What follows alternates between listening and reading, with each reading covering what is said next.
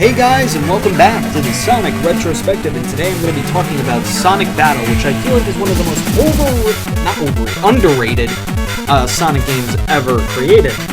Alright, so the way that this game works is that when Sonic tried to do again what Sonic the Fighters tried to do, and make a fighting game based off of Sonic.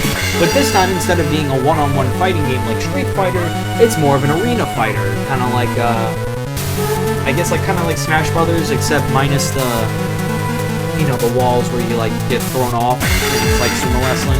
More like, defeat. It's like a mesh of Smash Brothers and Street Fighter, where it's you have the arena where you fight, and then you try to get your opponent's health bar down to 0. And then you do that for however many lives or however many kills you have to get, and then you win. Which was a pretty creative system, and the one thing that I can praise about this game is okay, the gameplay is pretty good. It's pretty good for an arena fighter. I could probably get into it if I had a couple friends to play with. But my issue with this game and how underrated it is how this game handles the story. The story in this game is so fucking good, man. I wish that they would do shit like this again, where they would have a Sonic game where there is this much story. I mean, I guess they kind of explored that a little in Sonic Chronicles, but they don't do this often, and they barely give Sonic a story, this much story, this often, and try to do something this often, where there's they find Emerald, it basically becomes everyone's baby, it becomes an amalgamate of everybody in this series, to the point where you get all of their abilities, and then you mesh them together into Emerald, and then, you basically create your own fighter, which was really fucking cool of them to do in this game. They did another Dr. Gerald story, where, this guy with, Emerald was created, I forgot his real name, I think it was, Gizmoid or something like that, something like that. I don't know. But, and as the story progresses, you see how, with each Chaos Emerald, Emerald gets more and more of his memories back. He becomes more and more coherent. In the beginning of the game, he's not even, able to speak, he's only able to react. And then, as the game goes on, he starts speaking, but he can only say, one word at a time, kind of like a baby.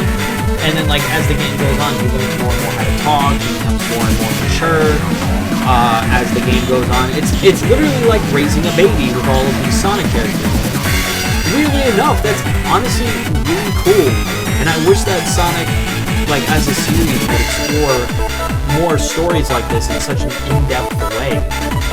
The amount of playable characters in this game is really fucking good. You can play as Sonic, you can play as Tails, you can play as Knuckles, you can play as Amy, you can play as Cream, you can play as Rouge, you can play as Shadow, you can play as Gamma, you can play as Chaos, which is really fucking cool. And of course, you can play as Emerald. And every character has their own story, except for Chaos, I think. But the fact that every character has their own story was also really cool, and how they interact with Emerald, and how Emerald learns from them. That's so cool. And I wish that other Sonic games could explore this. Take it Sonic Advance. If every character had their own story instead of having the same, they're a similar story. I just want more Sonic games to do this.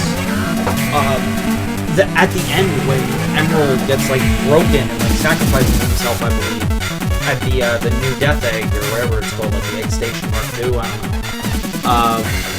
don't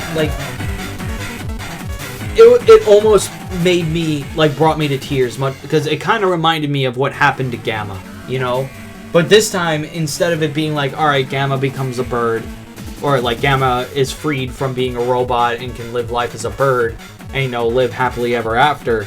This game, it's no, Emerald fucking dies. The end.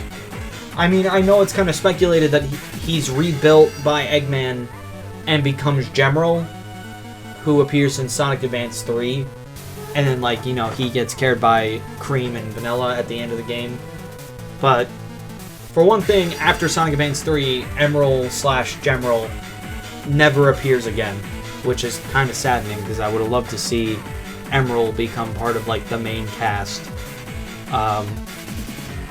So yeah, that's the graphics in this game are really cool. They do really good with particle effects, you know? Like, when you hit something, you can tell the explosions, the energy beams, the energy balls, they all work. They all work. The sound effects are really solid, especially when you get, like, a critical hit in this game. Like, you hear, like, electricity sounds, and, like, it's really cool. Like, this game is actually really good, and I would recommend it to everybody. And, I think I'm starting to repeat myself now, so I'm going to stop right now, and I'm going to be talking about Mario and Sonic at the Olympic Games tomorrow. So I'll see you there.